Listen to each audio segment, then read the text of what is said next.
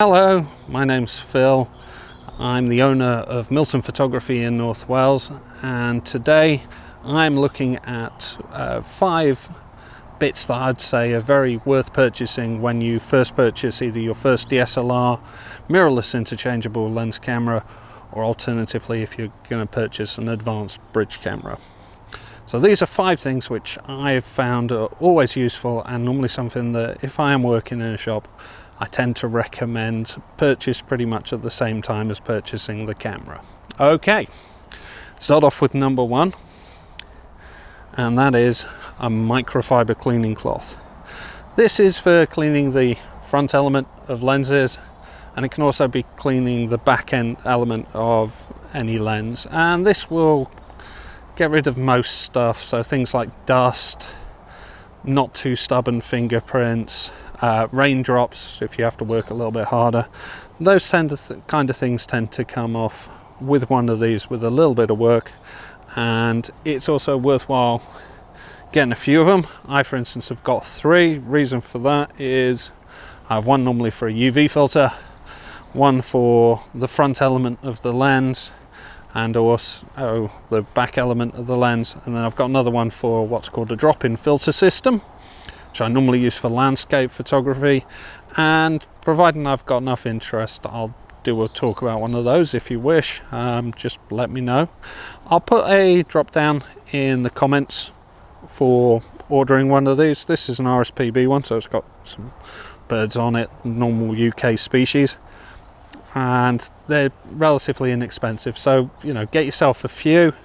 The upside as well is that you can also either hand wash them or put them through a cold wash, and they normally come out pretty well, so you know, they're not just something that you use once and throw away. Also, the other thing that I do is I get 1 or 2 for every bag that I own, so I've got a lot of these, but in the 4 bags that I mainly use, they've all got either about 2 or 3 depending on what I'm shooting, so that's a good tip. Just get yourself a fair few of them, and remember you can always wash them. So that's number 1.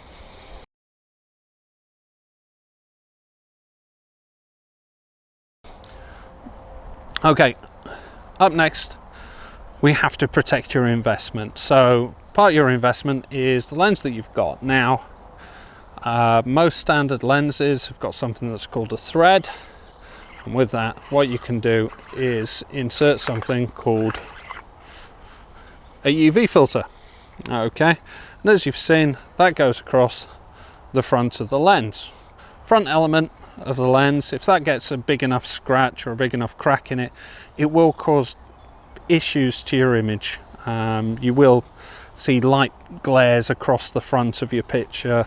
You might start seeing some starbursts and things like that. It'll feel like you're in a J.J. Abrams movie. So that's the job of a UV filter, is to predominantly provide protection. They first came about because film cameras used to pick up UV a lot, but nowadays they're just predominantly for helping with protection of your front element. There are various qualities, so a standard one, you don't need that expensive one, but what I would do is say get it from a reputable dealer. There are good manufacturers out there of UV filters, and they're not going to have effect on your quality.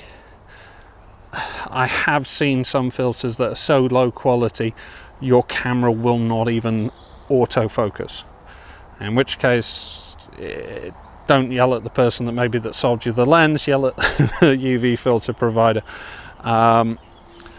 They also the price kind of matches what lens you're purchasing. This is a Sigma 105mm UV WR, so that's weather resistant lens. It's also ceramic coated, so it takes a knock, and the reason for that is that lens is £2,500.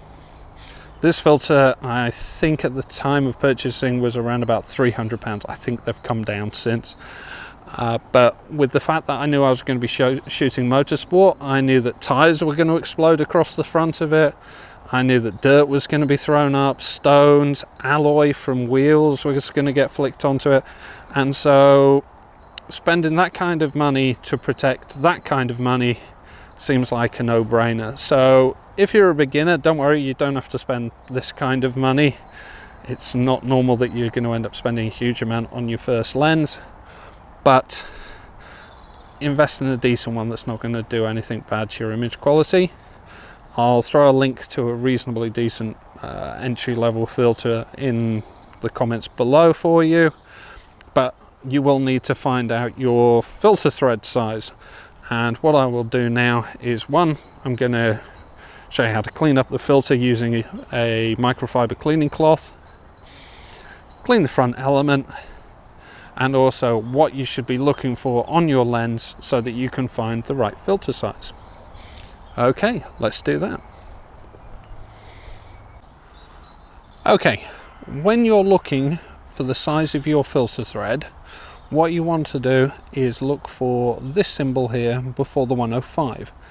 That is your diameter symbol, and then the number that follows it is normally 105 or 82, 77, 72, 67, so on backwards. That relates to the fitment of your filter. So normally you will find this where you find this type of information as well. So that's 120 to 300, and then you've got the 2.8, which the 1 to 2.8, which denotes your aperture size. So you should find that either on the barrel, or alternatively it can also be found on the front element looking straight down the lens. So it can also sometimes be found around here on the inside of the barrel. Okay, so we're going to be applying our UV filter. So the first thing I'm going to do is make sure that my front element's clean. Oh, I've got a stubborn bit there. I've got a couple of stubborn bits. Oh, well, I might have the tool for that next. Okay, so same thing happens with the UV filter. Give that a wipe down. Now, on the inside of the lens there's a thread, on the outside of the filter there's a thread. Well, it's kind of obvious, isn't it? They screw into each other. So I find that by going backwards until I find it drops a little bit, I've then got the biting point, and it screws in just as such. Little wipe over again, and I have protection to my very expensive lens. Okay, right, let's get on to number 3.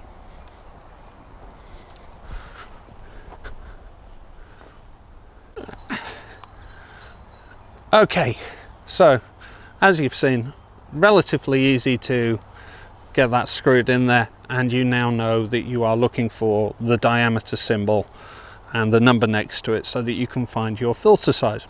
Relatively simple, and I think it shouldn't cause you any problems. If not, you can always send us a message. With that, you've seen where it can possibly be put as well.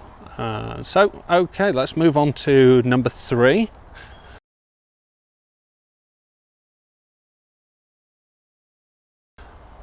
Number 3, there we are, is something called a lens pen. It's not the most used thing in the world, but the thing that it's very handy with is removing really oily substances. So this comes with me a lot of places because it can remove my niece's sticky fingerprints, for instance. It will also remove things like oil, which can be flicked up through cars and things like that. So it's good for both the front element and also the UV filter. So we've got the oil there, and we've also got oily rain as well. So those are the 3 which I think of the most. It can remove other stuff like mud and things like that, and the way that it works is underneath the cap you have a carbon filament top, and so this is pretty tough, but it's not as tough as glass. Not many things are. So what will happen is, because whatever it's rubbing against won't be as tough as that, it gets taken away relatively easily. And then after that, because you will have some carbon filament left on the front of your front element, You're then given a brush so that you can brush it away. Once you've done that, well, we've got your microfiber cleaning cloth to get rid of any other type of residue. So number 3 is a lens pen, relatively inexpensive. I think they're about $14.99, and yeah, again, they're one of those things that go into every one of my bags. So I've got 4 bags, I've got 4 lens pens.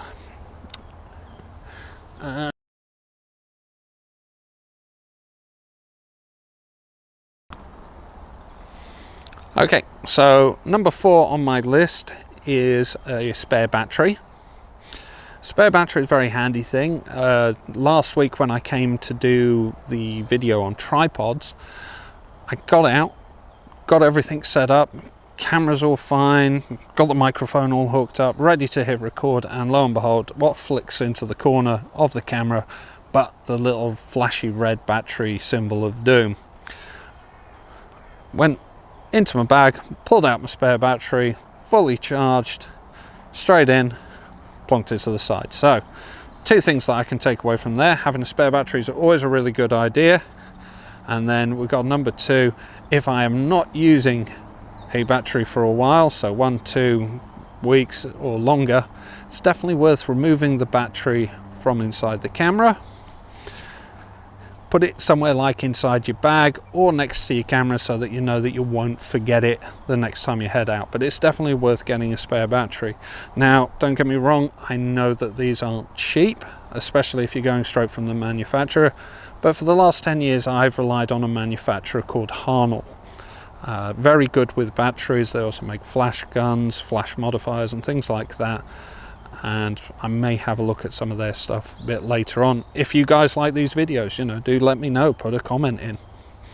And so going to Harnell, what you might find is they're about half the price. Okay, so that's number 4.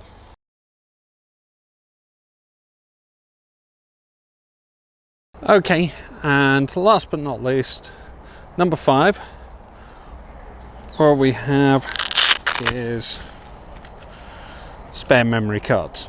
Don't have to go too crazy, don't get me wrong, but normally having a backup memory card is not a bad idea.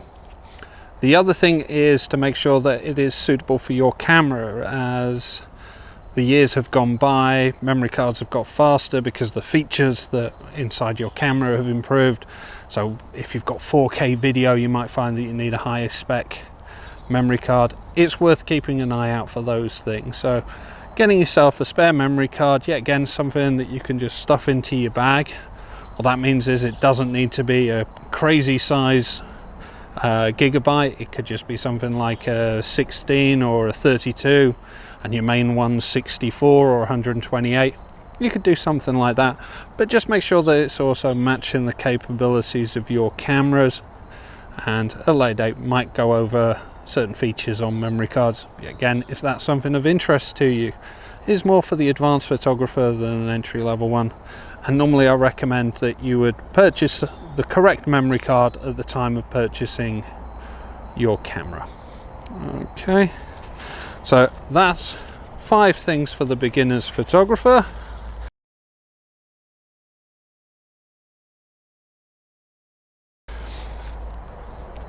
A sneaky little one I'm going to get in is number 6, which is a very good mug. The reason for that is you will end up spending an inordinate amount of time on the computer, in which case having tea, coffee, nice hot drink just to keep you going, always advisable, keeps you alert, keeps you awake, keeps you hydrated. I got mine from Mails, the music store in Conway, and it's a lovely one with Ernie Ball on the side of it, because I also play guitar. So there's your sneaky 6th. Keep hydrated. Anyway, you guys all look after yourself, stay safe, and fingers crossed, won't be long before the end of lockdown. Let me know if there's anything you'd like me to cover in these videos, and thank you very much all for watching. Tongue tied. Anyway, you guys have a good day, stay safe. Bye.